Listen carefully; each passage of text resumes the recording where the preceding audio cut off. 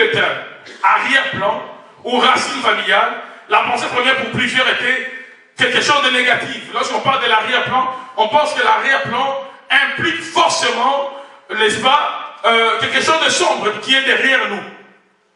Et j'ai essayé ici de nous expliquer d'abord l'origine de ce mot arrière-plan qui est tiré de l'art. Et nous avons dit par rapport à ce que dans l'art, on dit de l'arrière-plan, c'est le plan le plus éloigné dans une perspective, comme dans un tableau, c'est le plan le plus éloigné. C'est que l'artiste, lorsqu'il fait un tableau, le plan qui est en arrière, il y a un plan qui est devant, ça peut être la photo, ça peut être le visage d'une personne, ça peut être un objet, mais derrière on peut mettre des vagues comme la lune, le soleil, c'est ça ce qui constitue l'arrière-plan. Alors nous avons dit dans le sens figuré de notre thème ici, l'arrière-plan ne constitue pas forcément quelque chose de négatif. Nous avons dit que l'arrière-plan peut aussi être positif. Alléluia. C'est pas tout arrière-plan qui est négatif, c'est pas toute racine qui est forcément amère. Il y a des racines qui sont bonnes. Quand ici je parle des racines, je parle plus des plantes. Je parle des origines. Je parle des fondations de nos familles. Il y a des familles qui sont assises sur de bonnes fondations. Par rapport à qui? Par rapport à Dieu et par rapport à Satan. La façon dont le précurseur de la famille, la façon dont ceux qui nous ont précédés, les actes qu'ils ont posés par rapport à Dieu, la façon dont ils se sont comportés par rapport au diable. Est-ce qu'ils ont ouvert la porte à Satan ou ils ont ouvert la porte à Dieu? Est-ce que je parle avec quelqu'un? Et c'est cela qui va constituer un arrière-plan positif ou négatif. Et dans Jean 9, nous avons l'exemple de cette affaire qui a suscité la curiosité des disciples. De telle sorte que les disciples se sont posé la question, mais pourquoi il est né avec? Est-ce que c'est parce qu'il a péché? Ou bien ce sont ses parents? Il était né avec, on n'a pas dit il est devenu avec. Est-ce que vous êtes avec moi? Et nous avons compris pourquoi les disciples pouvaient penser une minute qu'un enfant qui est né ainsi pouvait pécher. Parce que si, d'abord, l'aveuglement était la conséquence de péché de l'aveugle lui-même, on doit croire que le fœtus, que cet homme qui était d'abord un enfant, ait péché dans les ventres de sa mère. Ainsi, en sortant dans les ventres de sa mère, il a eu ce châtiment-là de l'aveuglement. Est-ce que vous êtes avec moi? Et nous avons compris que les rabbins juifs, ou hébreux déjà dans l'époque, ils enseignaient sur le péché et sur les conséquences du péché. Nous avons dit que les rabbins disaient que sans péché, il n'y aura pas de mort. Ça rejoint la parole de Dieu dans Romains, je pense, 3. Où la Bible dit que tous ont péché et sont privés de la gloire de Dieu. Il disait aussi que là où il n'y a pas de faute, il n'y a pas de souffrance. Et nous avons même dit qu'ils avaient relié dans leurs enseignements déjà à l'époque, le rabbin, ils avaient relié à chaque maladie correspondait à un péché. De telle sorte que quand quelqu'un souffrait, d'après les enseignements des rabbins, on pouvait devenir l'origine de sa maladie. Quand on voyait par exemple quelqu'un souffrir de la peau, je ne sais pas moi, là c'est moi qui aimais les hypothèses, on pouvait dire, s'il a des problèmes de lèvres, sûrement, là, c'est un menteur comme Géasi. Alléluia. Ça c'est sûrement le syndrome de Géasi. Il a menti quelque part, voilà pourquoi on lui a balancé cette maladie sur le corps. Il reliait à une maladie un péché. Et ils ne s'arrêtaient même pas là. Ils sont allés jusqu'au point d'enseigner à cette époque que une femme enceinte qui foule aux pieds un sanctuaire païen, par cet acte-là, non seulement que la femme a péché devant Dieu, mais aussi son fœtus qu'elle porte en elle a contribué dans ce péché. Alléluia. Donc cela pouvait expliquer la raison pour laquelle les disciples ont émis cette hypothèse. Est-ce que c'est parce que l'enfant, l'aveugle, pardon, a péché Mais quant aux parents, l'hypothèse des disciples, à savoir, est-ce que les parents sont l'auteur de ce péché? Ou est-ce que c'est lui-même qui est l'auteur? Jésus a répliqué à ces deux hypothèses que ce n'est ni l'un ni l'autre.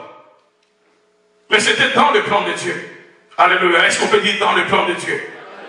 Et nous avons dit qu'il y a certaines choses qui arrivent dans nos vies, certaines souffrances, certaines épreuves n'ont rien à voir avec la sorcellerie, n'ont rien à voir avec la malédiction d'un oncle quelque part qui pratique le vaudou, d'une tante quelque part qui pratique la sorcellerie, qui t'a lancé des mauvais sorts, d'une parole de malédiction sortie de la bouche de ton père ou de ta mère. Certaines souffrances, certaines épreuves découlent totalement de la volonté parfaite de Dieu. Ce que Dieu a voulu faire, c'est ce qui t'arrive. Et pour ceux que Dieu aime, Dieu permet aussi que ses enfants passent par la souffrance. Lisez Ésaïe 53, la Bible dit, il a plu au Père de les briser par la souffrance. Là, on parle de Jésus-Christ. On dit qu'il a plu au Dieu, le Père, de briser le Christ par la souffrance. Donc Dieu a pris plaisir de voir son fils mourir. Et toujours dans cette déclaration, dans cette prophétie d'Ésaïe 53, quelque part, Ésaïe dit, on le regardait comme pili de Dieu, alors que ce sont nos péchés qui se portaient. C'est même ça le regard que nous avons sur certaines personnes. Lorsqu'on voit le malheur leur arriver dans leur famille, arriver dans leur vie. Mais pourquoi tant d'années il ne se marie pas? Pourquoi tant d'années il n'a pas d'enfant? Pourquoi tant d'années? Ce n'est pas toujours le diable. Est-ce que tu veux dire au voisin, ce n'est pas toujours le diable? Alléluia. Dis bien au voisin, ce n'est pas toujours la sorcellerie.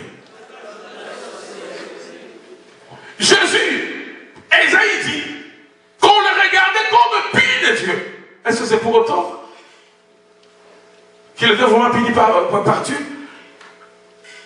Ésaïe va se rattraper en disant c'est à cause de nos péchés, c'est à cause de nos iniquités qu'il l'a porté.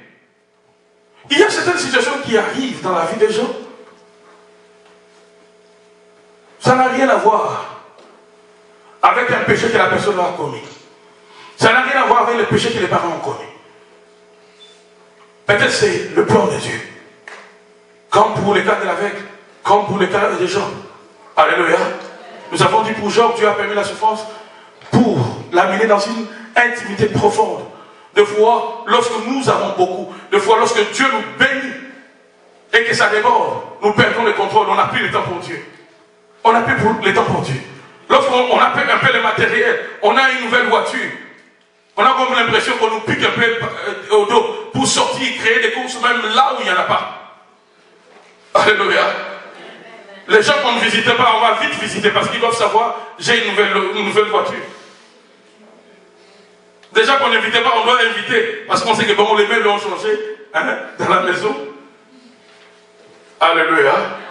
Des fois, le matériel et confort matériel affecte notre communion avec Dieu. Voilà pourquoi Dieu se préoccupe d'abord de notre confort spirituel.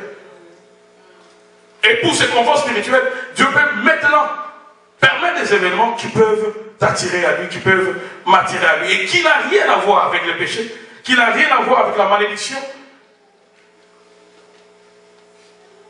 de tes ancêtres. Donc tout malheur n'a pas pour origine la malédiction. Et nous devons, comme nous avons dit, nous devons apprendre à demander à Dieu si une épreuve résulte d'une malédiction ou si c'est la volonté parfaite de Dieu. Alléluia. Et ne tombons pas dans l'erreur des amis de Job. Et nous avons même dit que certains malheurs qui nous arrivent ne sont que les conséquences des actions que nous posons. Tu as trop avorté dans ta vie. Trop avorté. Tu arrives à un moment où maintenant tu te maries. Il n'y a pas d'enfant. Est-ce que forcément, il y a un oncle qui est au village dans ton pays? C'est une grand-mère qui a pratiqué la sorcellerie vaudou qui forcément est à la base de cette stérilité. Tu as trop, même biologiquement parlant, tu t'exposes. Voilà pourquoi je m'adresse aussi aux jeunes qui sont dans la salle, à qui ce pays donne beaucoup de possibilités, même des possibilités de péché, sans que les parents ne le sachent. t'amuses avec ton corps, tu t'offres un homme. Demain, tu auras besoin de te marier. Ce que peut-être aujourd'hui tu as facilement, demain, ça viendra difficilement. La possibilité de tomber enceinte et d'évacuer ce fœtus avec tout ce que la science nous offre ici comme moyen pour tuer le fœtus, pour tuer l'enfant. Parce qu'avorter c'est tuer. Est-ce qu'on peut le dire ensemble? Avorter c'est tuer. Alors tu tues aujourd'hui, tu tues, et puis finalement tu te maries. Ça devient Seigneur Jésus. Je lis l'esprit de la sorcellerie. L'arrière-plan. Quel arrière-plan? Quel arrière-plan? Non, ce n'est pas l'arrière-plan, c'est l'avant-plan. Toi-même. Toi-même, tu es auteur de ce qui arrive. Toi-même. Toi-même, tu es à la base de ce qui arrive. Tu as trop tué. Et des fois, j'ai déjà fait cette différence avec certaines personnes. Il y a ce qu'on appelle le châtiment et la conséquence du péché. Dans certains contextes, le châtiment et la conséquence du péché veulent dire la même chose. Mais dans d'autres, non. Dans d'autres circonstances, non. Le châtiment est la conséquence du péché. Je vais vous donner un exemple dans lequel les châtiments et la conséquence ne veulent pas dire la même chose. Laissez-moi d'abord déclarer ceci. Dans certaines situations, nous pouvons faire le mal. Nous prions. Dieu enlève le châtiment du péché. Mais la conséquence reste. Est-ce que vous êtes avec moi? Quelqu'un, par exemple, qui fume, un enfant qui fume, il a 12 ans. Son père lui dit, mon fils, si tu continues à fumer, tu vas rendre tes poumons malades. Tu vas attraper les cancers. Et ensuite, moi, je vais te bénir. Dans cet exemple, nous avons deux choses. Nous avons d'abord la maladie qui découle de la fumée, qu'on relie à quoi? À la conséquence. Et le père qui va punir l'enfant, qu'on relie à quoi? Au châtiment. On peut enlever les châtiments du père, mais les poumons resteront quand même malades. Il y a des exemples que beaucoup de gens sont en train de faire. Elles-mêmes sont à la base de leur malheur. Là, si je dois être clair avec vous, il y a certains malheurs, la situation ne change pas, parce que la personne elle-même a été son propre, comme on dit, fossoyeur. La personne elle-même a détruit dans sa vie, a détruit sa réputation, a sapé. La personne a été irresponsable dans sa façon de vivre. Dis au voisin, vis d'une façon responsable. Même le monde nous dit que tout se fait ici-bas. Tu ne peux pas commencer à prendre le fil d'autrui. Tu prends à gauche, tu laisses, tu rentres à gauche, tu laisses. On te demande, tu es le père, tu nies. Tu vas à gauche, à droite, la même chose. Et finalement, tu te maries. La femme n'a pas d'enfant. Actuellement, quand la femme n'a pas d'enfant, on réduit toujours à la femme le problème. Or, on se rend compte de plus en plus que beaucoup de problèmes de stérilité, c'est aussi chez les hommes. Hein? Est-ce que vous le savez? Tu as joué avec les filles d'autrui, tu as joué. Maintenant, tu vas toucher à la fille d'un occultiste. Il te balance quelques imprécations magiques. On te bloque tout. Tu ne sais pas comment réagir. Tu entres dans le mariage, toujours chaos. Ça devient un problème. Alléluia. Alléluia. Tu chantes d'église en église. Seigneur, la malédiction soit cause. Non, le ciel reconnaît qu'il y a une cause. C'est la fille de truc que Dieu est allé toucher. Et ce que son père a fait comme imprécation aura des effets dans ta vie. Parce que tu as mal agi. Dis pas maintenant. Donc vous voyez que nous ne devons pas conclure dans tout problème, dans toute souffrance qui arrive, que forcément, c'est dû au péché, c'est la cause est la malédiction familiale, ou la cause est les parents. C'est ainsi que lorsque les enseignements sur la délivrance sont enseignés, et que cet enseignement est mal enseigné, est mal compris, ça divise les familles, ça détruit les familles. Comme conséquence maintenant, plusieurs refusent d'enseigner sur la délivrance. Alléluia. Mais nous ne devons pas refuser de parler d'un sujet si important pour le monde et pour l'Église. Alléluia. Et nous avons parlé de la puissance de la bénédiction qui passe d'une génération à l'autre. Nous avons vu avec vous, si on peut nous balancer Psaume 3, 17 ou Psaume 112, nous avons vu avec vous que Dieu, dans sa façon d'agir, agir. Dieu commence par une personne. Dieu bénit une personne. Comme la prémisse, comme le premier de la famille. Et au travers de cette personne qui commence avec Dieu, Dieu voudrait qu'il y ait cette bénédiction qui transite par cette personne, affecte ceux qui viendront après cette personne, que cette bénédiction, j'allais dire, passe d'une génération à l'autre. Et nous voyons que dans la plupart des versets, que ce soit dans l'Ancien Testament ou dans le Nouveau Testament, la pensée de Dieu est que sa bénédiction entre dans la vie de ceux qui les rencontrent, mais que cette bénédiction ne se limite pas dans la vie de ces derniers. Est-ce que vous êtes avec moi? J'ai demandé psaume 112. Là, c'est vrai, ok. Louez l'Éternel, et l'homme qui craint l'Éternel, qui trouve un grand plaisir à ses commandements. Verset 2. Sa postérité, si on peut le dire ensemble, quand une personne rencontre Dieu, dans une lignée où peut-être la sorcellerie a contrôlé plusieurs générations, où le vaudou a contrôlé plusieurs générations, dès que Dieu te rencontre, Dieu veut commencer une nouvelle histoire avec cette famille. En fait, Dieu veut que tu sois la ligne qui va séparer tout ce qui a été fait avant toi et tout ce qui viendra après. Mais Dieu va commencer d'abord à t'affecter. Dieu va commencer d'abord à changer les choses dans ta vie.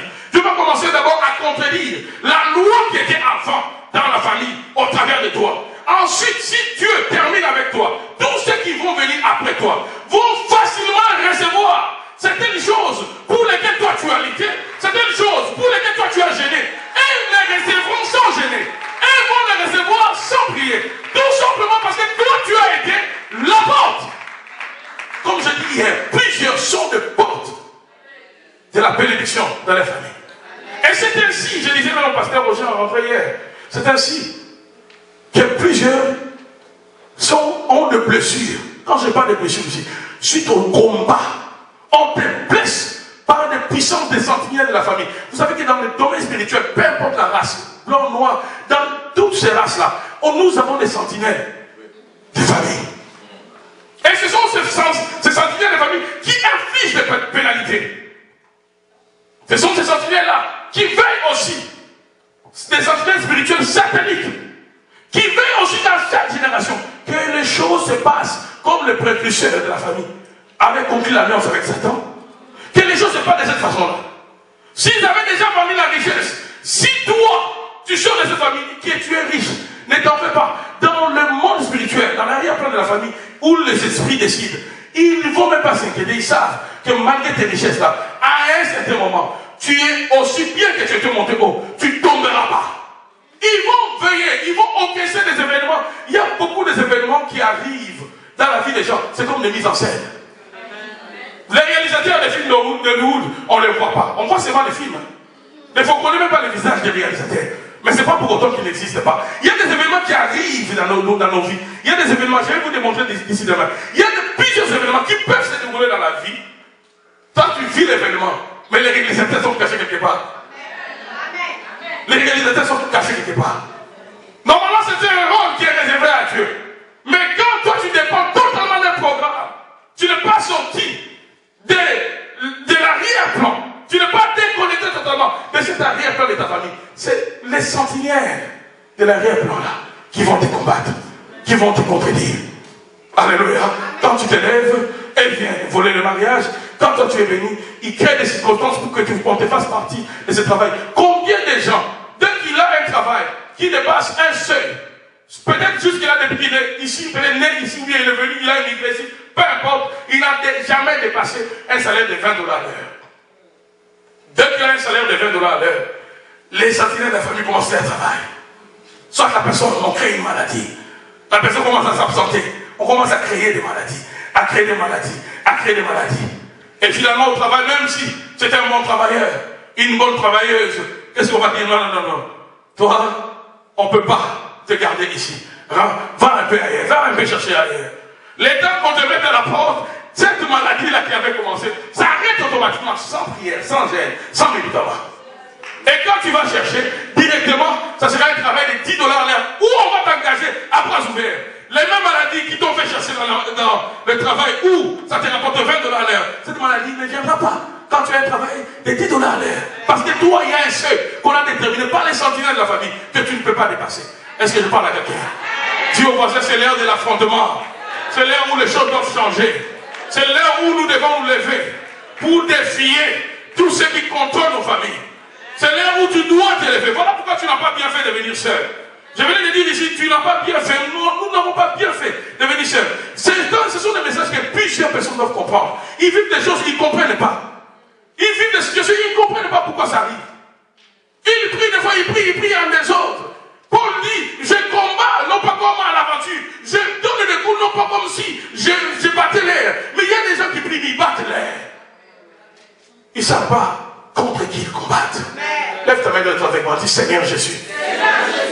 Fais de moi la ligne des séparations entre tous ceux qui sont venus avant moi, dans ma famille, et ceux qui viendront après. Dans les noms de Jésus. Dans les noms de Jésus. On aura beaucoup de blessures. Si Dieu fait de toi les précurseurs, si Dieu fait de toi la personne avec qui il va commencer une œuvre nouvelle dans cette famille, où la malédiction a contrôlé, où la sorcellerie, l'occultisme, où le pratique ancestral a contrôlé pendant longtemps. Quand toi tu viens, tous les sentinelles de la famille spirituelle sont alertés. Oh, il y a une fille qui est née. Parce que chaque enfant qui naît, ta destinée n'est pas. Ta destinée n'est pas écrite quand tu commences à vivre. Jérémie, le premier verset. Allons-y à Jérémie. Allons-y à Jérémie. De la terre. Donc ta destinée est déjà écrite avant même que ta mère, ton père, ne sache qu'un enfant n'est pas. Ta destinée est déjà prise. Et la vie où le Messie devait naître. Parce que la destinée nous précède. Si Dieu peut révéler les secrets de Dieu, et un roi en Israël, son nom a été donné, et son nom a été donné par les prophètes. Quand la prophétie a été donnée, ce roi-là n'était pas encore né, n'était même pas encore connu. Ses parents n'étaient pas non plus connus. Mais Dieu donne avec précision le nom de ce roi et les rôles, la mission qu'il va jouer. Voilà pourquoi je venais te dire ici, on a commencé à te combattre avant même que tu te rendes compte. Et jusque-là, peut-être tu n'as pas encore pris conscience. Ton ignorance fait l'affaire de tes adversaires. Dis-le au voisin, ton ignorance fait l'affaire de tes adversaires. Ton ignorance de ta destinée, ton ignorance de ta mission, ton ignorance de ce pourquoi Dieu t'a appelé, ton ignorance par rapport au rôle que tu dois jouer dans ta famille fait l'affaire de tes adversaires. Répète-le au voisin, tu ne dois pas t'ignorer. Répète-le bien, tu ne dois pas t'ignorer. Aussi longtemps que tu t'ignores, cette ignorance fait l'affaire des adversaires. Le diable est dérangé lorsque nous marchons pleinement sur le pas de notre destinée. Ta destinée dérangera le diable si tu marches sur les traces du chemin que Dieu a tracé, a écrit, d'après son agenda, d'après le calendrier de Dieu, d'après je sais pas moi, tous les calculs que Dieu a fait avant que tu viennes. Si tu marches sur ces traces-là, même si tu ne chasses pas les démons, chaque pas, ça sera comme des tonnerres dans le cœur de l'ennemi. Amen. Est-ce que je parle à quelqu'un? Voilà pourquoi beaucoup ont des blessures. Beaucoup ont des blessures.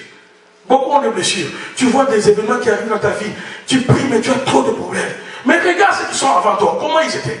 Maintenant, est-ce qu'ils priaient Dieu? Non. Toi, maintenant, tu viens avec des choses de Dieu. Tu contredis la loi de ta famille. Tu contredis ce qui a été pratiqué dans ta famille pendant plusieurs générations. Dans ta famille, ton père vous a consacré, il vous a fait des incisions. Ton père vous a mené dans la rivière. Il a appelé les esprits de rivière pour vous protéger. Maintenant, toi, tu viens dans cette famille-là, où génération après génération, on a pratiqué ces choses. Même quand il y avait un père qui s'égarait quelque part dans la maison, on allait voir un féticheur. Maintenant, toi, tu viens à ton tour, tu changes la règle. Tu changes la règle. Tu commences, au lieu d'amener les enfants à la rivière, d'évoquer les esprits de rivière, toi, tu évoques Jésus. Tu penses qu'on va te laisser tranquille? Tu penses qu'ils vont te laisser, que tes enfants, que tout aille bien dans leur vie?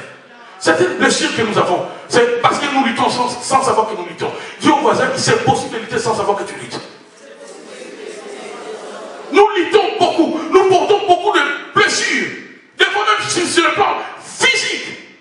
Parce que nous sommes en train de contredire plusieurs lois de nos familles. Nous sommes en train de contredire. Nous sommes en train, par notre foi, par ta foi en Christ. Voilà sa foi.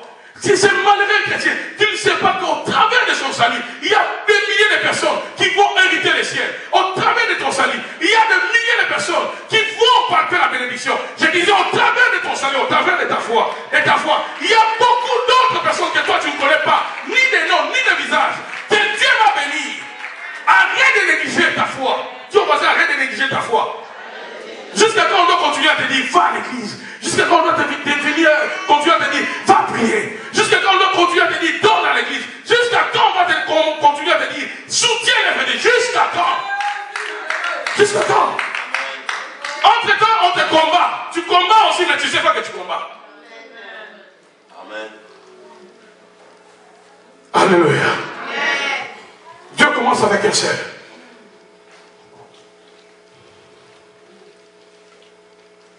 Tous ces versets, j'avais dit, témoignent que la bénédiction qui vient de Dieu vise plusieurs, en passant par nous.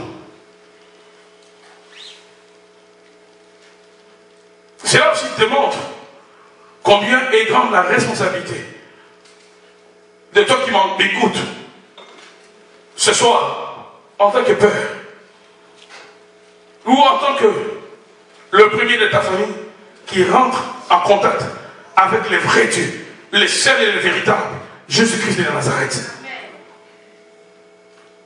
Cela aussi démontre que quelque part les hommes sont liés. On est liés d'une génération à l'autre. Il y a des liens qui nous lient, qui n'est pas forcément mauvais.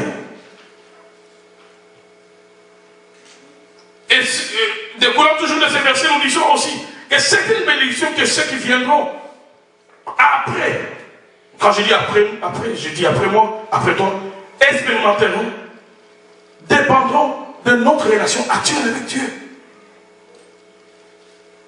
Il y a des gens qui seront bénis, tout simplement parce que moi j'ai servi le Seigneur. Il y a des gens qui seront bénis. Quand je parle des gens, je parle de ta famille. Il y a dans ta descendance de ceux qui hériteront du bonheur, sans prier, sans gêner. Parce que toi tu pries aujourd'hui. Parce que toi tu gênes aujourd'hui. Il y a des gens que le Seigneur va visiter facilement, sans forcer. Parce que toi tu as ouvert la porte.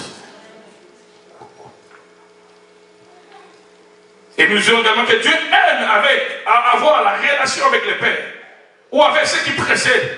Ainsi, il inclura dans cette alliance les générations à venir. Et si vous voulez, le diable n'a fait que copier ce que notre Dieu fait. Au travers d'un seul, Dieu veut sauver plusieurs. Il donne son fils, il veut sauver le monde. Satan maintenant, qu'est-ce qu'il fait? Il fait la même chose. La sorcellerie fait la même chose. L'occultisme fait la même chose. Au travers d'une seule personne, toute la famille est vendue. Quelqu'un qui voulait simplement élever ses brebis, ses moutons, il va voir un féticheur. On lui dit non, donne-nous ton dos. Un symbole de la postérité. Oh, prenez! À cause des moutons. À cause des moutons. Quelqu'un a dit, il y a certains vieillards, si l'occasion nous est donnée pendant l'enlèvement, de transiter un peu en enfer, de les questionner avec des fouets. C'est une chose, c'est une décision qu'ils ont prise. À la légère, mais impliquant plusieurs générations. À la légère. J'ai dit ici comment mon père nous partageait les expériences qui s'est passées au village. Je les partage souvent ici, c'est l'église de ça. Comment dans les villages de mon père, ils avaient un arbre où tous les villages allaient dans cet arbre-là. Ils parlaient devant cet arbre-là. Cet arbre-là, on ne pouvait pas le couper. Ça représentait tous ceux qui ont vécu dans le village avant. Et mon père me relatait comment, dans le village, ils allaient aussi à cette époque-là, ils allaient quand même dans l'ignorance. On prépare la nourriture, on met la nourriture là, ils parlent aux esprits des anciens, ils parlent. Quand tu parles des gens aux morts là, quand tu parles aux morts, mais comment tu veux vivre longtemps? Parce que tu es en contact avec des gens qui sont déjà bizarres. Finalement, ils finiront par te prendre. Ils étaient là en contact avec des morts en permanence. Et quand ils faisaient ces sacrifices-là, un chien sortait de quelque part et il venait prendre la nourriture qu'on avait mis là, soit du poulet avec la farine qu'on fait chez moi. Et dès les chiens prennent cela, et tous au village ils sont contents. C'est que tous ceux qui venaient les demander, les ancêtres ont écouté. Est-ce que c'est bien? Qui s'est écouté? Alléluia. Comme conséquence, plusieurs combats. Mon père m'a parlé d'un de ses oncles, je pense, qui était vraiment très avancé dans la société. De telle sorte que des fois, quand on lançait des tonnerres, parce que dans mon village, une des spécialités de ma province, c'est le combat des tonnerres. Donc tu joues, on te lance une tonnerre, et on dit comment? Je ne parle pas, je te demande pas comment on dit ça à la tata. Les tonnerres. On te lance un tonnerre, comme disait ici, je ne sais pas si c'est le bishop, ça te cherche, ça te prend, ça te sort la langue, on va trouver seulement un trou ici à la poitrine. La foudre. Alléluia. Et cet homme-là avait la capacité, quand on attaquait le village, il prenait tout le village dans sa maisonnette et il se mettait devant lui sauter. Quand on lance, lui aussi, on lance. Il va lancer. Le jour où il est mort, on a étalé son corps. Il avait une chaise où il se mettait souvent. Papa nous a dit, vers 3 heures, alors que les gens commençaient à se somnoler, pendant un moment, il va se dédoubler. En même temps, il était là, à l'été. En même temps, il était sur la chaise assis. Comme conséquence, on a laissé seul. Tout le monde est parti. Et vous croyez que sortir des familles comme ça, être des précurseurs, des gens qui vont contredire cette alliance, on va te laisser facile? Non, j'ai compris. Parce que mon père, dans sa famille, laissez-moi, je l'ai dit clairement, dans la maison de mon grand-père, mon père, il est le seul où ses enfants servent le Seigneur. Il est le seul. Et combien de fois on a failli l'enterrer? Combien de fois? Il a eu un cancer il y a quelques années ici. Le médecin, on dit le niveau de cancer est tellement élevé, on lui donnait même pas 2 semaines. Même pas 2 semaines. Et papa, c'est toujours comme ça. Des cas compliqués qui lui arrivent. Dans toute sa famille. Mes oncles, mais il y a une de mes tantes où on semble quand même, ses enfants semblent aimer les choses de Dieu, mais non, ils ne savent pas. Ils ne sont pas ancrés dans la chose de Dieu. Ces cancers-là, le pasteur Ezekiel est là, avec le pasteur Thierry. À un moment, on a pensé les déplacer. Parce que le médecin ici, au Sacré-Cœur, on dit que c'était fini. Et on voulait le déplacer, qu'il aille dans un ministère d'un homme de Dieu qu'on connaît, qui a un don de guérison. Mais Dieu va nous dire alors qu'on prie. Non, non, non, non. Nous-mêmes, on s'est fortifié avec le pasteur Ezekiel, le pasteur Thierry. Le pasteur Ezekiel a dit non, non, on va prier. Mon cher, on prie chaque jour. C'est que nous faisons pour les autres, on va le faire pour papa. On allait comme ça, des fois on commence à prier, on allait à l'église de mon frère, nous trois, papa vient, maman vient, on commence à prier avec les pasteurs Ezekiel, on prie, on prie, on prie, on attaque ces réclamations familiales là, on attaque, ce que Dieu va dire à l'un de nous, on le fait, et puis ces jours-là on finit, on rentre. Entre temps, la paix aussi, était que les jours fatals arrivent, parce qu'on ne lui avait pas donné plusieurs jours de vie. Ma mère est là, je ne peux pas mentir, je ne peux pas jouer. Jusqu'à ce qu'il est allé à l'hôpital, après toutes ces séries de prières, on lui dit, ah finalement, il n'y a plus ce cancer-là. C'est fini. Est-ce que c'est arrivé une fois? Non. Dernièrement, c'était un organe intérieur. Je ne sais pas si c'est pas quoi. Oh, on ne voit pas cet organe. Mais comment on ne voit pas cet organe-là? Comment? Après quelques temps, dès que je suis arrivé à l'hôpital, ma mère m'a appelé. Je suis arrivé à l'hôpital, j'ai écouté, Dieu m'a dit que c'est spirituel, attaque ça directement. J'étais debout, j'ai commencé à déclarer, j'ai dit, oh, vous ne l'aurez pas, on a encore besoin de lui. Amen. Quand tu te lèves dans une famille, que tu commences avec Dieu, c'est ainsi que vous allez voir, il y a certaines personnes, c'est comme s'ils sont dans un envoûtement permanent. On ne les laisse pas rester dans les choses de Dieu, il n'est pas tranquille. Quand il vient dans les choses de Dieu, les enseignants de la famille disent, toi, dans notre famille, tu ne peux pas aller là-bas, allez, reviens ici. Il rentre dans les choses de tous les jours, dans lesquelles les enseignants de la famille acceptent que lui puisse vraiment partager. Quand il vient dans les choses de Dieu, on va trouver une raison. Un frère, une soeur va marcher un peu sur le pied. Ah, dans cette église-là, on insulte les gens. Je n'irai pas. Tout ça, ce sont des excuses que les enseignants de la famille trouvent. Afin qu'ils vivent sans Dieu. Parce que dans leur famille, il n'y a pas Dieu, il n'y a pas Jésus. Et quand les enseignants de la famille se rendent compte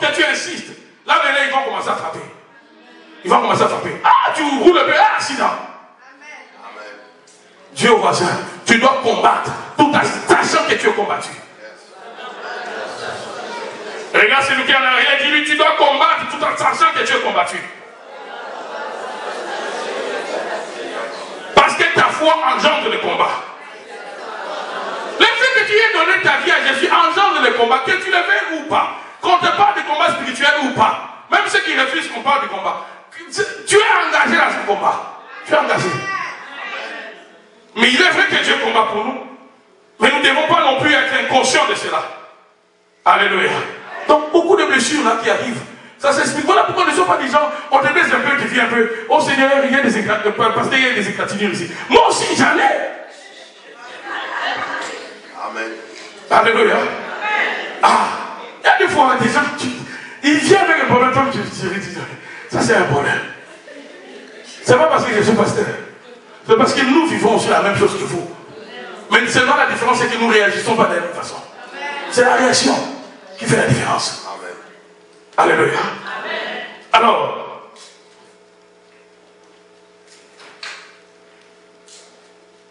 nous devons refuser dans la prière que nos enfants servent le diable. Parce que nous sommes la génération que Dieu a choisie afin de marquer une différence entre ce qui était avant ou ce qui viendrait après. Nous devons refuser que les fléaux qui frappent la société aujourd'hui, comme quoi l'homosexualité. Tu viens dans un pays comme ça, toi tu pries, mais tes enfants deviennent homosexuels. Ce sont des choses que les sentinelles de nos familles font. Si tu es maintenant un chrétien aveugle, tu seras en train simplement de constater comment ta postérité, au lieu d'hériter de la bénédiction comme on l'a dit tout à l'heure, ta postérité t'échappe. Ils prennent des chemins que toi, père, toi-même, tu n'as pas pris. Voilà pourquoi il faut d'abord que toi-même, en tant que le leader de la famille, en tant que le leader, c'est lui qui a ouvert la porte à Dieu, que tes deux pieds soient dans les choses de Dieu. Si mon père et ma mère n'étaient pas dans les choses de Dieu, on allait nous enterrer un après l'autre. On a enterré un seul frère. Notre frère est né, et puis c'est tout. Mais c'était dans des luttes. On a vécu une sorcellerie terrible. Parce que quand tu t'élèves pour commencer à servir Dieu, et surtout quand les sentinelles de la famille sentent qu'il y a un appel, écoutez-moi bien, des gens qui ont des appels authentiques. Pas des appels où ils commencent à s'improviser, comme c'est le cas ici dans cette ville, on a tellement échoué. On est né ici, on est venu petit ici, on n'a pas pu aller au collège, on n'a pas pu aller à l'université parce qu'on n'est pas intelligent, on devient prophète, on devient apôtre. Non, je ne te parle pas des appels comme ça. Je t'appelle des vrais appels. Des gens qui sont intelligents. Parce qu'un travail pour Dieu, ça prend sur l'intelligence. Et ce que tu veux, c'est que je fais, ça prend sur l'intelligence. Même si la sœur est venue me mettre là-bas. Alléluia. Des gens qui ont des appels authentiques. Le diable va te combattre. Les ennemis, toutes les familles où il y a des appels authentiques, on mettra beaucoup de combats des sorciers, afin de compliquer ta destinée. Voilà pourquoi quand tu sais que tu es réellement appelé à servir Dieu, fais déjà attention, premièrement, à la personne avec qui tu vas te lier. Ça, c'est le premier élément. Fais déjà attention. Est-ce que je parle de quelqu'un? Nous allons pas parler tout à l'heure d'un grand homme. Le père de tout le monde. Vous allez comprendre pourquoi il est père de tout le monde. Et vous allez voir aussi les grandes erreurs de sa vie. Comment c'est arrivé? Parce que lui, cette personne, si vous voulez, Abraham, Dieu a voulu que toi et moi, que nous soyons greffés à lui, afin que lui devienne notre arrière-plan. Mais nous allons voir dans sa vie, lui qui, par alliance avec Dieu, par Jésus-Christ, est devenu notre arrière-plan Christ. Vous allez voir comment sa vie aussi a été affectée. Le diable, comment il a combattu. Si tu as un appel authentique, même pour chanter, même pour servir Dieu, le diable te combattra. Lève ta main droite avec moi, prie avec moi. Seigneur Jésus, ce soir, j'ai besoin de toi.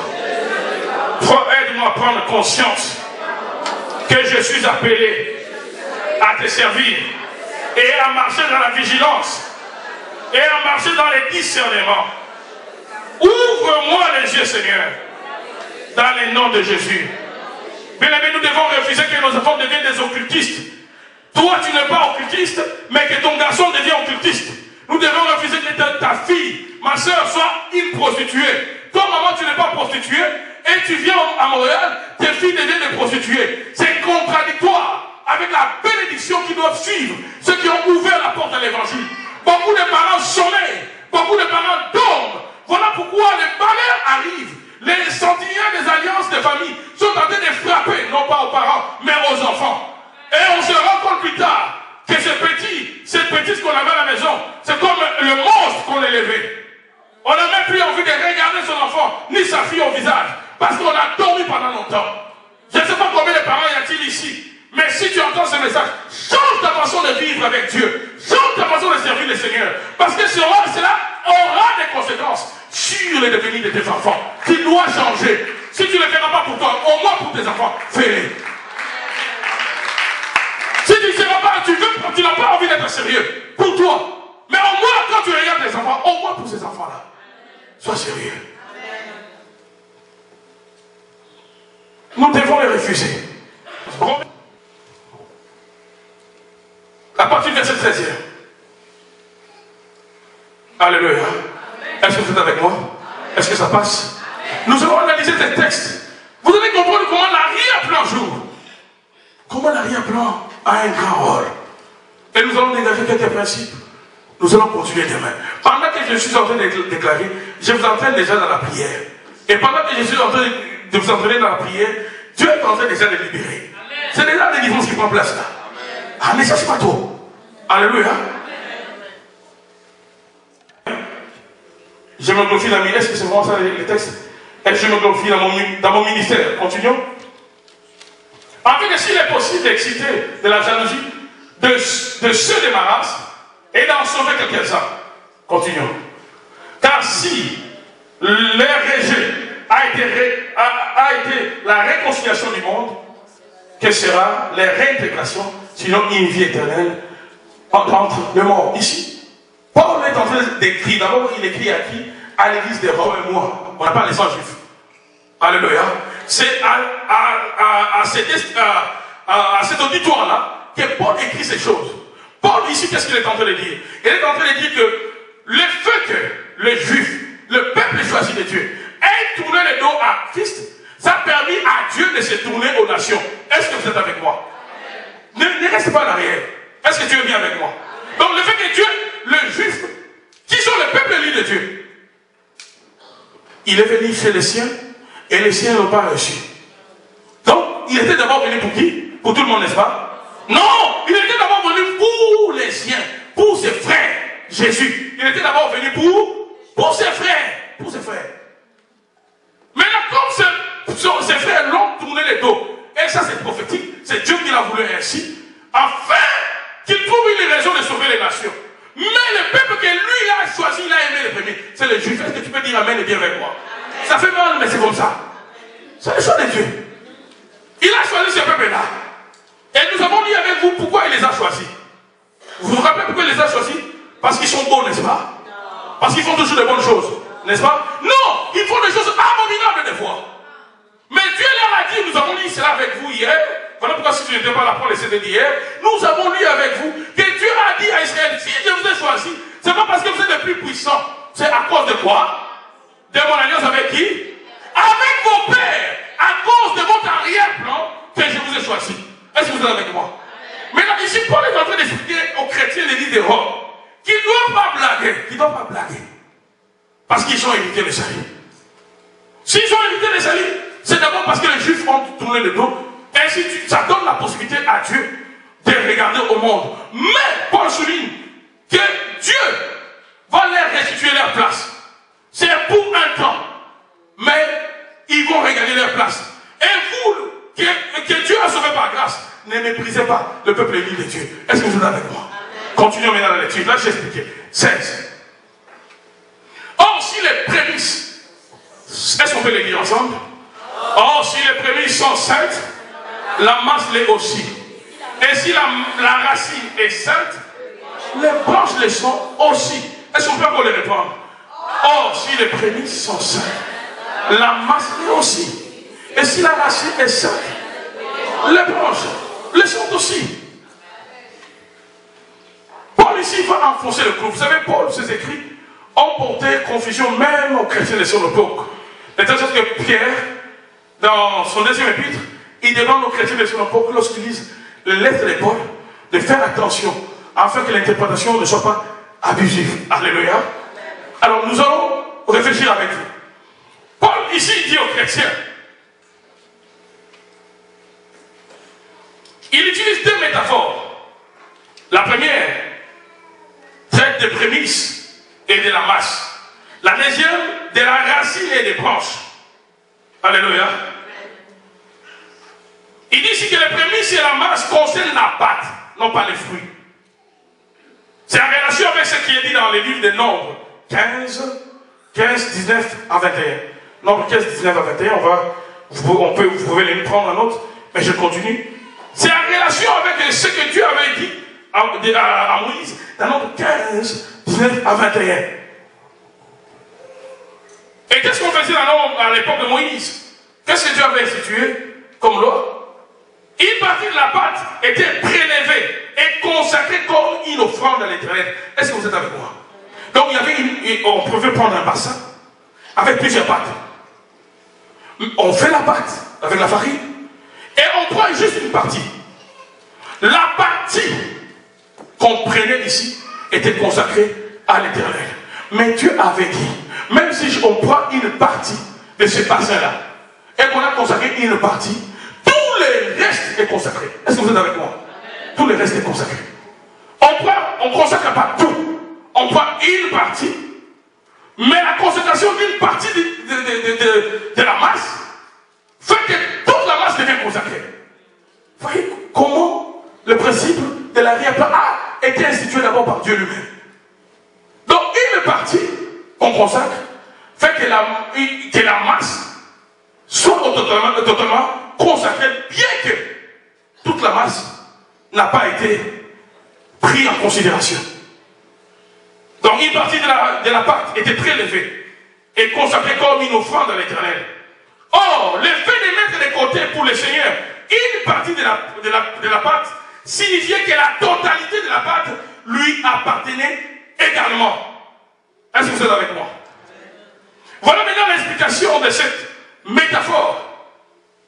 Le prémisse ici, la partie qu'on coupe de la masse, quand Paul l'a donné, la première pensée d'après les théologiens, la première pensée, avant de faire les applications, soit avec moi, alléluia, la première pensée, la partie de la masse qu'on prenait, qu'on consacrait à Dieu, représentait rien d'autre qu'Abraham. Est-ce que tu peux dire avec moi Abraham? Le prémisse représente Abraham. Il fut saint, car mis à part par Dieu. Alors ce qui fut vrai pour lui, l'est également pour sa postérité, choisie par Dieu. Abraham fut consacré à qui? À qui? Oh. Abraham fut consacré à Satan, n'est-ce pas? Mais pourquoi on hésite? Abraham fut consacré à Dieu. Il ne faut pas hésiter. Maintenant, est-ce que quand Abraham, dans Genèse 12, Dieu l'a appelé, est-ce qu'il y avait les Hébreux, le peuple qui devait découler de lui? Non, il n'y avait pas la masse. Mais quand Dieu l'a appelé Abraham, une partie de la masse, tous les restes, c'est-à-dire la postérité d'Abraham, tous les Hébreux, les Jacob, Isaac, Judas, Lévi, toute sa descendance, Dieu les a aussi consacrés en même temps. Dieu a fait d'Abraham le prémisse de la masse. Est-ce que vous êtes avec moi? Ça veut dire que si Dieu veut consacrer la masse, Dieu ne prendra qu'une seule personne de la masse. Si Dieu veut consacrer une famille, il ne prendra pas tout le monde. Il prendra une personne et toute la famille est consacrée. Vous voyez le principe de Dieu? Et le diable, vous allez comprendre que tout ce qu'il fait, c'est de l'imitation. Dieu a pris Abraham, il a consacré. Et ainsi, tous les Juifs sont devenus des consacrés, des peuples choisis de Dieu. Nous pouvons inverser les rôles. On peut se poser la question. Si Abraham était consacré à Satan, qu'est-ce qui arriverait à sa descendance? La même logique, n'est-ce pas? Que toute sa descendance serait consacrée à qui? À Satan. Maintenant, vous allez comprendre que Abraham, parce qu'il a ouvert la porte à Dieu, c'est ainsi que Dieu est venu, il a consacré, sa descendance, ça ne fait plus. Maintenant, toi et moi, nous venons de quelle famille? Les familles où ceux qui nous ont précédés. Ton grand-père. Des fois, on ne va même pas rentrer en arrière. Peut-être ton père. Hein, quelqu'un de disciple. Il pratique l'occultisme. Il pratique le vaudou. Ta mère est dans cette chose. Ton oncle, ta tante, là où tu as vécu, là où on t'a nourri, tu es devenu là où tu sais que tu es. Il pratiquait des pratiques ancestrales. Ou encore, comme l'Occident aime ça, le carton ancien. On lisait dans les mains. Voilà pourquoi toi aussi tu es allé, on te lit dans les mains. Maintenant, le fait qu'une seule personne soit consacrée au diable, toute la masse le sera aussi. Mais revenons dans ma pensée. Dis au voisin, ne reste pas en arrière. Regarde celui qui est en arrière, dis-lui, ne reste pas en arrière même si tu es en arrière.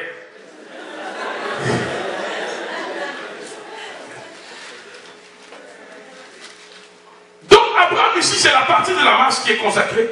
Et comme il est consacré, la masse qui représente ici tous les juifs, l'est également. La deuxième métaphore porte sur la racine et les branches. Si la racine est mise à part, les branches les sont aussi. Nous avons dit ici, d'après la botanique, la racine a pour rôle de maintenir, d'enfoncer la plante pour son équilibre. En même temps, de ramener la sève, qui est la nourriture, de branches, de troncs, de feuilles, à chaque partie de l'arbre. Et si la racine est consacrée, tout l'arbre est consacré. Alléluia. Je vois pourquoi ça rejoint aussi quelque part ce que Jésus a dit. Lorsqu'il a pris une serviette avec l'eau, il a lavé les pieds. Quand il a lavé les pieds, le plus audacieux a refusé, n'est-ce pas? Ceux qui lisent la Bible, vous êtes avec moi? C'était qui? Il a refusé. Jésus lui a dit, laisse-moi faire. Tu le comprendras. Si tu ne me laisses pas faire, tu n'auras pas de part avec moi. Qu'est-ce que Pierre a dit? Arrête-toi seulement au pied, n'est-ce pas? Non, qu'est-ce qu'il a dit à Jésus? Lave-moi tout le corps, n'est-ce pas? Qu'est-ce que Jésus a dit? Que c'est bien ce que tu viens de dire, Pierre. Il a dit, si on te lave déjà les pieds, tout le corps est lavé. Parce que les pieds, c'est comme les racines. Quand les racines sont touchées, tout le reste est touché. Vous allez comprendre l'origine de nos malheurs maintenant. Pendant que tu réfléchis, laisse-moi un peu respirer. Donc, tous les malheurs que nous avons ici, le diable, il a compris qu'il est dans la poche de Dieu, parce qu'il était avec Dieu. Dans la poche de Dieu, si tu veux toucher une masse, touche la racine. Si on peut me chercher ces versets dans les évangiles, où il est dit, la cognée est déjà mise où? Au tronc, n'est-ce pas? La cognée est déjà mise au tronc, n'est-ce pas? La cognée est mise où? La cognée ou la hache?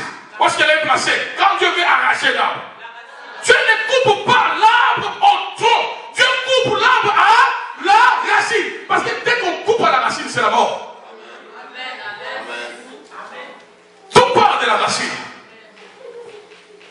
La plupart de nos souffrances, la racine. Comment est ta racine? Voilà pourquoi le Deutéronome que j'ai demandé tout à l'heure. Deutéronome 27. C'est Deutéronome 27, je pense. Dieu a dit aux enfants d'Israël, je vous ai dit, n'allez pas faire d'autres dieux. Même vos enfants ne doivent pas imiter notre Dieu. Vous êtes mon peuple. Qui est parmi vous aucune racine empoisonnée. Est-ce qu'on peut dire racine empoisonnée? Ni qui produit l'absinthe. L'absinthe c'était, j'ai même vu dans mes recherches l'absinthe, dont il est parlé dans, je pense que c'est dans l'Éternel que j'ai lu tout à l'heure. On pouvait même en faire des liqueurs. En France, récemment, c'était même interdit. Dieu dit qu'il n'ait parmi vous aucune racine. Là, Dieu parle à son peuple. Donc, il n'est parmi vous aucune racine qui produise le poison. Donc, qu'il n'y ait pas parmi vous des précurseurs, des gens qui, en allant vers notre Dieu, vont contaminer l'arbre, vont affecter les branches, vont affecter la génération future, tout simplement parce qu'ils sont allés vers d'autres dieux. Combien de chrétiens restent fidèles à Dieu? Combien de parents restent fidèles à Dieu? Aujourd'hui, voilà, c'est ça. Aujourd'hui, combien restent fidèles à Dieu? Tu as encore des problèmes? Il n'y a pas de solution. Tu es venu prier ici. Tu es un peu fatigué, tu dis, la tête, les CD-là, les gros et les minces, et fatigue. Tu prends les numéros, les Awabdouli, si c'est qui, ils ont souvent des noms bizarres. Tous ces féticheurs, diseurs, cartomanciens, derrière le journal de Montréal ou le journal Métro, tu commences à appeler. Oh, pour ma vie, le mariage ne vient pas.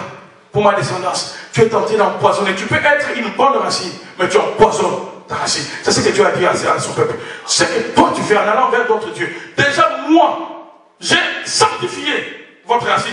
Pas votre père Abraham. Mais ce que vous faites, en allant vers d'autres dieux, vous allez empoisonner la racine. Et quand la racine est empoisonnée, c'est seulement la racine qui est empoisonnée. L'arbre reste bien, n'est-ce pas? Tout le reste avec.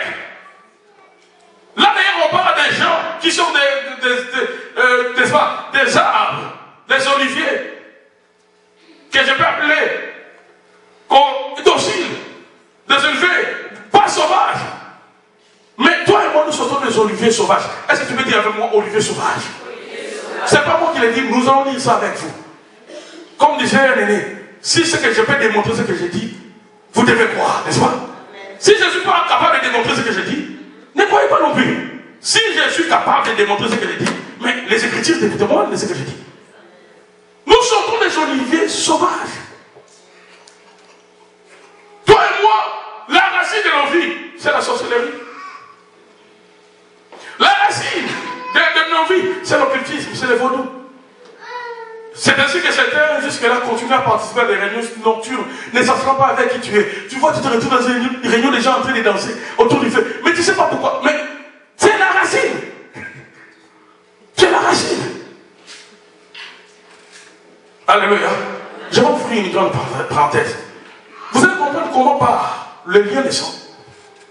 Lorsque on n'est pas totalement affranchi, lorsqu'on n'est pas affranchi, je peux le dire tout court, les esprits des racines de famille là, c'est transmis de génération en génération. Ce qu'on appelle communément les esprits humains. Il y a certaines personnes, des anciens de ta famille, des esprits des anciens, peuvent se loger en toi. Quand tu viens dans une prière comme celle-ci, on va commencer à prier, on va les démasquer un après l'autre. Quand ils sont venus dans ta vie, est-ce que tu savais? Non. Est-ce que tu les avais forcément vus? Peut-être on t'a simplement relaté qu'on avait un oncle qui avait un nom compliqué, qu'on t'a aussi donné. Et souvent aussi, c'est ça la ligne de porte. On t'avait aussi donné le nom de cet oncle-là. Oh, cet oncle-là, au village, comme un de mes oncles faisait, il avait des statuettes. Là, c'est plus une histoire inventée, mais une histoire vraie. Ces statuettes-là marchaient. Ces statuettes-là protégeaient ces champs de maïs. Il marchait comme les autres statuettes-là. J'ai toujours demandé, imaginez comment les gens au village de mon père pouvaient vivre avec ça. Des statuettes qui marchent, non pas spirituellement, physiquement qui marchent. Et ça protégeait les champs de cet oncle-là. Et cet oncle-là, maintenant on prend son nom, on te donne. Alléluia. On dit même de cet oncle-là, de mon père, dont les statuettes marchaient, lui, un jour, c'est un de ses propres enfants qui est allé voler dans les champs de maïs. Et ces statuettes-là l'ont tabassé. Ils sont allés retrouver cet enfant-là mort. Alléluia. Quand les colons sont venus, ceux qui nous ont colonisés, quand ils sont allés l'arrêter, ils mettaient ces statuettes-là dans un sac. On a dit que les militaires belges sont arrivés pour l'arrêter. On n'arrivait pas à soulever. C'était tellement lourd. Lui devait donner l'ordre à toutes ces statuettes-là, obéir à ces hommes-là, pour que les sacs se soulèvent. Alléluia. Maintenant, un type comme ça, vous pensez que quand il meurt, c'est fini? Ce sont les mêmes ces esprits-là qui sont en train d'habiter comme des esprits humains dans la vie de plusieurs qu'on va chasser tout à l'heure là. Alléluia. Ce sont ces esprits-là qui continuent à planer, à entrer dans les vies. J'ai lu dans un écrivain chrétien qui a parlé de Yannick Noah.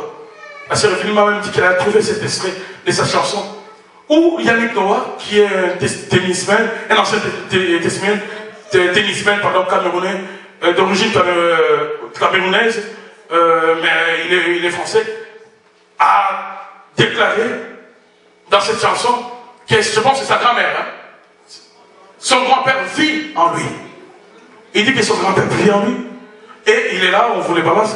Et il dit dans cette chanson-là que ces gens-là, quand il dit ces gens-là, la personne qui a essayé d'auditionner bien la chanson, qui a écrit les livres, pour démontrer que cet homme-là, il a un sérieux problème des esprits humains. Il a dit, dans sa chanson, il lance une phrase, il dit, ces gens-là ne comprennent rien de cela. Parce que lui communique avec son grand-père. Il a dit dans sa chanson. Vous savez que quelqu'un peut être ici, mais l'esprit de son arrière-grand-père vit en elle ou en lui. Et cet esprit-là continue d'opérer, même dans les caractères. C'est-à-dire que certaines personnes, ils ont des comportements, des caractères, des gens qui sont morts il y a longtemps. Si les grands-pères-là étaient méchants, on te donne une méchanceté. Ça t'étonne de voir comment je suis comme ça.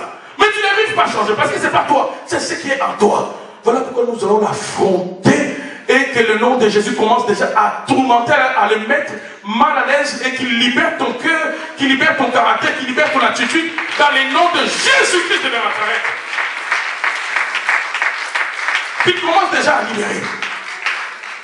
Ce sont ces esprits-là qui viennent, génération après génération, ils entrent. Je m'étais dit que j'allais entrer dans la description de ce que la racine du mal engendre, mais Dieu m'a conduit autrement. Voilà pourquoi je n'aimerais pas venir vous dire ici, à cause de la racine du mal, vous êtes dans les célibats. Non, je ne vais pas vous le dire cette fois-ci, vous le savez déjà. Ça, vous le savez, n'est-ce pas? Alléluia. Donc vous comprenez bien le dans le Seigneur. À la lumière de cette issue, que Dieu a besoin d'une personne pour sauver plusieurs. Mais le diable utilise le même principe. Mais nous, en Christ, est-ce que tu veux dire en Christ? Parce que si je m'arrête là, je vais m'arrêter tout à l'heure là. Si je m'arrête ici, tous ceux qui me suivront vont dire non, je n'ai pas dit toute la vérité. Alors on va continuer maintenant dans la lecture. Les 3 autres versets qui suivent. Romains 11. Romains 11. Nous maintenant en Christ, qu'est-ce que Christ est venu faire? Ce que Christ est venu faire, c'est de nous enlever de l'arbre de nos familles, spirituellement, même si physiquement nous restons dans nos familles, de nous enlever des oliviers sauvages, afin de nous greffer à l'olivier choisi par Dieu, olivier qui représente la lignée d'Abraham, qui a pour racine Abraham. Alléluia. Est-ce que vous avez trouvé cela? 17 à 24.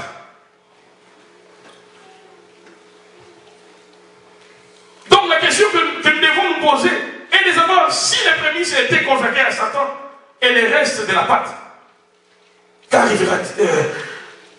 Qu'est-ce qui va arriver au reste de la pâte? Si la racine est empoisonnée, comme Dieu l'a dit dans l'Éternel, quel sera l'état des branches?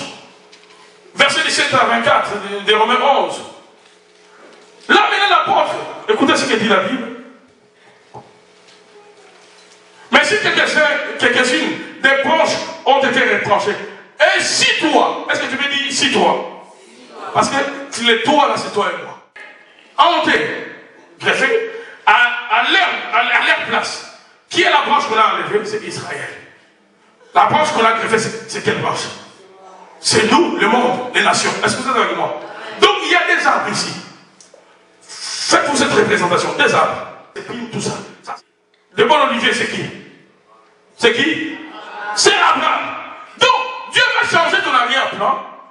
Quand tu viens dans le Seigneur Jésus, Dieu me prend, Dieu te prend, Dieu nous greffe dans l'arbre où Abraham constitue l'arrière-plan, la base, la fondation. Afin que nous puissions jouir maintenant des bénédictions d'Israël. Est-ce que vous êtes avec moi? Ça, c'est le rôle de Dieu. Dieu, en fait, quand Jésus est venu, il n'est pas venu changer la loi de l'arrière-plan. Il est venu simplement nous changer de l'arrière-plan. Il n'abolit pas cette loi. Alléluia. Est-ce que vous êtes avec moi? Il vient, il t'enlève de l'arrière-plan de tes ancêtres. Tous ceux qui restent dans ta famille, qui ne croient pas au Seigneur, ils dépendent toujours de cet arrière-plan.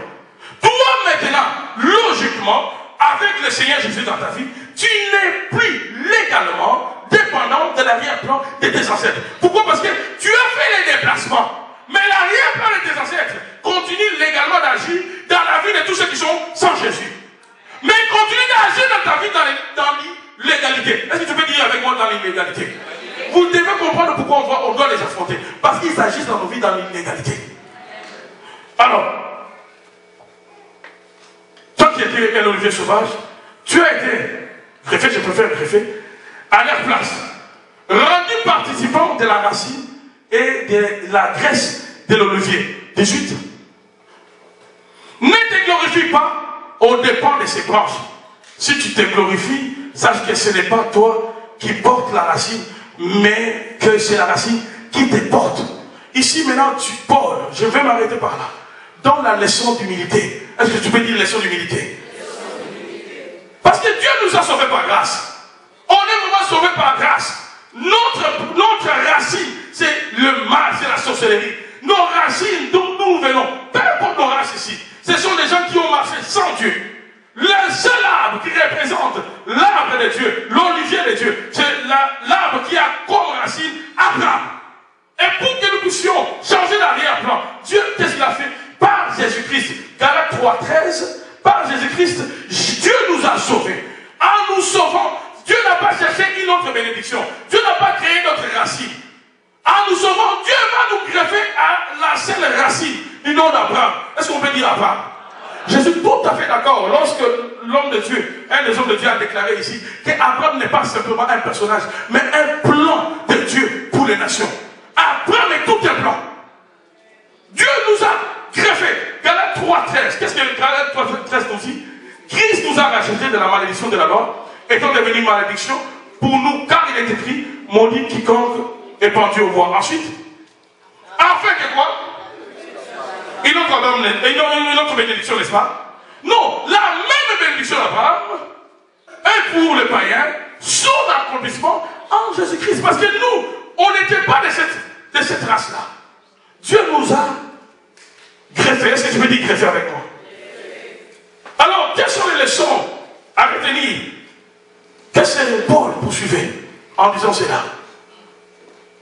Paul a voulu dire ceci aux chrétiens de l'église de Rome.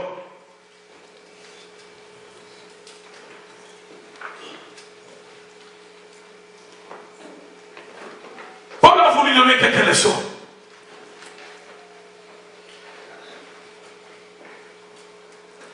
Il voulait dire aux chrétiens de l'église de Rome, d'abord, d'avoir une attitude d'humilité. Est-ce que tu peux dire une attitude d'humilité? Encore plus fort, une attitude d'humilité à l'égard d'Israël. Alléluia. Deuxièmement, la leçon que Paul nous donne ici, un père qui fait alliance avec Dieu ou le diable implique pendant sa descendance, consciemment ou inconsciemment. L'Abraham, une partie de la masse est consacrée à Dieu, les restes l'est également. La qualité de la vie de la postérité dépend des prémices familiales. Troisièmement, la nouvelle naissance ne contredit pas les principes de la racine, mais nous transfère comme des oliviers sauvages au bon olivier, afin que nous dépendions de la racine consacrée à Dieu qui est Abraham. Nous avons lu cela dans Galates 3:13. Étant les élus de Dieu selon la descendance d'Abraham, nous devons nous inspirer de qui? Des Juifs. Par rapport à quoi? Par rapport à leur engagement. Est-ce qu'on peut se mettre debout? Ce que je vais dire ici, je voudrais que tu entends cela à l'intérieur de vous. Parce que Dieu nous a greffé maintenant à l'arbre qui est Abraham. Nous devons nous inspirer des Juifs qui sont légalement dans l'alliance avec Abraham. Alléluia. Qui sont légalement les descendants dans les sangs d'Abraham. Qui sont légalement des élus de Dieu. Le premier que Dieu a choisi. Le premier que Dieu a appelé au travers de leurs ancêtres. Nous devons nous inspirer de ces gens-là. Nous devons nous inspirer comment les descendants directs des patriarches, dans les sangs, non pas par la foi, nous sommes fils d'Abraham, comment? Par la foi, n'est-ce pas? Comment les descendants d'Abraham, qui ont Abraham comme arrière-plan, parce que Dieu nous a changé d'arrière-plan, Dieu t'a changé d'arrière-plan si tu ne le savais pas. Tous ces grands-pères-là qui te tourmentent, qui t'attaquent la nuit, ils n'ont pas les droits, ils les font dans l'illégalité. Alléluia. Mais nous devons nous inspirer des Juifs par rapport à leur engagement avec Dieu. Est-ce qu'on peut dire leur engagement pour l'Éternel? Deuxièmement, nous devons nous attacher au temple. Est-ce qu'on peut dire nous attacher au temple? Les Juifs le bishop est là, il va à l'Israël. Chaque jour, c'est comme si vraiment c'est la porte à côté. Lui, il va assez souvent. Il connaît, il voit comment ces peuples sont attachés au temple. Actuellement, le temple d'Israël est en ruine, n'est-ce pas? C'est l'endroit où on appelle le mur de lamentation, n'est-ce pas? Mais est-ce que ce mur-là, ils viennent jouer là-bas? Ils viennent faire l'air de jeu là-dessus? Non, c'est un lieu sacré. Ils ont le respect du sacré. Combien de gens ici, Dieu a greffé à l'arbre d'Abraham, dont Abraham est devenu ton arrière-plan.